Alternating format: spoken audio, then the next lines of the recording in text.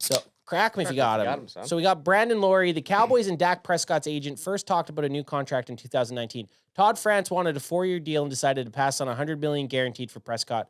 France still remembers to this day what Stephen Jones said in response. I wonder what it was. And this is Brandon Laurie. Brandon is right on X. And thanks for the clip, bro. And Todd France, this is his agent? Yeah, Dak Prescott's agent. Prescott's agent. Training camp is when, the Cowboys He's got 1 year bring left that on his conversations. deal. 1 year left on his contract. Yeah. And he's a starter. Right. 3 years in the league, rookie of the year. Great player, right? Yeah. And I don't remember exactly the specifics. I think I've purposely blocked them out of my mind, but I do remember, Red flag. we engaged in negotiations with the Cowboys and ultimately couldn't get a deal done. Yep. They wanted a 5-year deal. We wanted a 4-year deal. We thought the number of years was ridiculously important. Oh, weird. Okay. I thought the and Cowboys would they want shorter. Thought the same thing. And they Pause it for a sec. No, the Cowboys want longer because then you spread the total cost out, right? Players always want less amount of years. The context is kind of this conversation is really revealing of like our frustrations.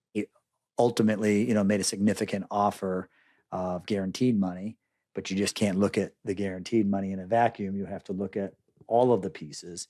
And obviously the media is getting bits and pieces and making it out like Dak's crazy and he's being offered $100 million guaranteed and he's this and he's that. And, and ultimately, I had to sit down with Dak and educate him on why it doesn't make sense to do that deal and then have all of our contingencies in place. Because if you're telling a guy to turn down $100 million, Yep. a lot can happen, either bad play, injuries, whatever. So we went through a brainstorm of every scenario that could possibly happen. I had to tell this stupid quarterback, listen, you dumb. Listen, you idiot, you don't want the $100 million. $100 million's peanuts. And if it happened, what was our plan? Yep. And so he knew, including a significant injury, Yep. and how that would impact another negotiation. And he was comfortable with all that, from the insurance plan and understanding that that's not the end all be all, to a permanent injury if you can never play football, like what your future looks like. And obviously, as a later round draft pick, Yep. teams have a tendency to dangle money in front of a player and that they'll just grab it because it's, more than they've ever seen. Yep. And that is a strategy by a team. And I get that. And some kids might go for that. Luckily for me, Dak put all his 100% trust and faith in what I was guiding him and telling him. We went through every scenario. It was very detailed. And we ultimately turned down that money. Yeah. And I remember the day I called Steven and told him we weren't going to do it. And I remember exactly what his response was. What do you think Stephen Jones did say? Well, that's really disappointing there. What does he say? Does he Remember exactly what his response was. No, exactly what his response He doesn't tell them. He Doesn't say. gives a little bit of a cliffhanger. Because you're like, God damn it, I want to know. Steven just starts going off and quoting lines from Vegas or National Lampoon's Christmas Vacation. Why is the floor wet, Todd? Because the guy's name's Todd. And then Todd said, no, we're not doing it. We're not doing it, Steven. But this kind of connects us to what's happening right now currently with Micah Parsons and that recent news that came out that said Jerry Jones and Micah were having little dates and talking about his contract. And Jerry Jones was quoted as saying, I don't even know his agent's name. Yeah. It's just the dumbest thing. It's just stupid. Again, I'm not a Jerry defender anymore, but I'm always just trying to be like, okay, we know the history of Jerry Jones saying and not really, and being so kind of aloof with what he's actually meaning, that I wonder if this is just it's not a good move. I'll 100% agree with that. It's not good to say the guy who you're actually negotiating with saying, I don't know who you are. I don't even know your name. But it could have just been a thing where he's like Old? yeah, just being old and being like, me. And is it more telling that, okay, is Jerry really not being in the middle of those scenarios anymore? Maybe it is more Stephen Jones. We also have this confirmation here that Dak's agent contacted Stephen Jones. So like, Is there a clip? Can we get a clip of Jerry saying that? Yeah. Then we could get it context. It doesn't have to be right now. We could still talk about this, but yeah, I know. it kind of it kind of mirrors into what it, like you said, is happening or did happen with Dak Prescott's contracts. Not being a Jerry defender, it could be. I mean, Jerry we know has very narcissistic tendencies. He's a billionaire. In this clip that Alex is looking for, he says, "Oh, I get what I want all the time. I get what I want," or something along the lines of that. Yeah, you do. You always sign your player, and you end up doing it so dumb. But just like I grabbed that sweet coochie. Yeah, right. Well, that's Whoa, exactly Jerry. Jerry. You got to relax. But that's exactly how it is. He got his players, and his all-in last year was signing Dak Prescott and CeeDee Lamb for a hell of a lot more money than he could have if he was just good at negotiating, which he's not. Micah, he hasn't done any significant negotiating with the Cowboys just yet. And Jerry Jones just might not know who his agent is. Maybe he knows that agent. He just doesn't know who Micah's agent is because he hasn't had to get to that point yet. I think he was saying it tongue in cheek. Like I think he was trying to be like, oh yeah, I just need to talk to Micah. I don't even need to talk to Micah's agent. Yeah, it could also be some sort of weird ass old negotiating tactic that worked in his first oil sale back in 1950, and so he's like, he's a wildcatter. "Hey, when I need to, I go to the well. Who are you? I can't see you. I go to my John Cena well." To clarify, Jerry, when you say you've talked about every issue, do you mean you and Micah or you and Micah's agent? No, me and Micah.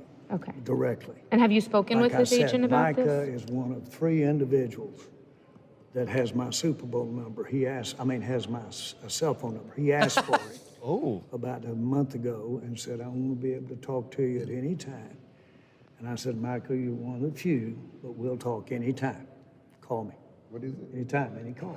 Okay, so this is the same interview that he says it. Yeah. This Okay, let me keep scrolling. This is the one right here. My This is the one. Super Bowl number. Super Bowl number. That's just not something. Where is he in the Royal Kingdom? That's Hall, the meeting where they're voting on stuff. Oh, That's his mud room at his mansion. Of skill to do what you're paying him the money for. The agent is not a factor here or something to worry about. And I don't know his name. And so my point is, See, he's saying it as like the agent's not even a part of this It's funny because negotiation. Is how I'm taking it. Like, I'm not taking it as, oh no, yeah, I don't know his name. I'm taking it as he's saying the agent's irrelevant. why would I deal? negotiations. I'm a player's GM. Why would Yeah. I deal with the agent? And it's Micah, funny because Micah has my Super Bowl number. there's someone beside him. It almost looked like someone knew where he was about to go with this. So Trying to it cut almost his like they mic. were trying to cut his mic off or get. Hey Jerry, you got a phone call? Let's go. I think he said it and then realized how bad it sounds, and he was like, "Okay, I need to Backpedaling a bit. clarify this," because I believe from just that short 30 seconds that we watched there, what he meant to say was, "I'm signing Micah because of his talents and what he can do for Dallas Cowboys, not because his agent can negotiate so well that we're gonna give him this money because his agent has anything to do with it." I believe that's where he was Which makes sense too. coming from. Yeah, but just poorly worded. Sorry. Let's wrap this interview up because it is good. It's been good so far. Just 30 seconds in. way. But this isn't about an agent. The agent doesn't have one thing to do with what we're doing when we get on a football field against a team. Micah does. To the degree I'm involved, I do. The people that have something to do with what we do going forward relative to our fans in football are me and the player, not the agent. And I'm not demeaning the agent. I'm just saying anybody can do this, and that's talk directly to a player. And frankly, most people that negotiate me will tell you that You suck at it. it was they were better off than Pause for a second. negotiate. Anybody who tells you to negotiate me, like he's almost. I know what he's trying to say there, but it sounds like they negotiate him. He doesn't negotiate them. Anybody, Stephen or anybody involved. So this is not uncommon. Directly with as far back as Emmett, Dion, and we, by the way, maintained a relationship that lasted well after their playing days. Jerry's he's lost the plot. I'll say that. I'll just say, like, he's not winning anyone's hearts. It's unfortunate that he's like had such a has been having so many shit quotes come out. I don't think this was as bad as I initially thought. But because he did try to correct what he said, at the end of the day, people are just going to clip that and make a story out of it. So it really doesn't matter.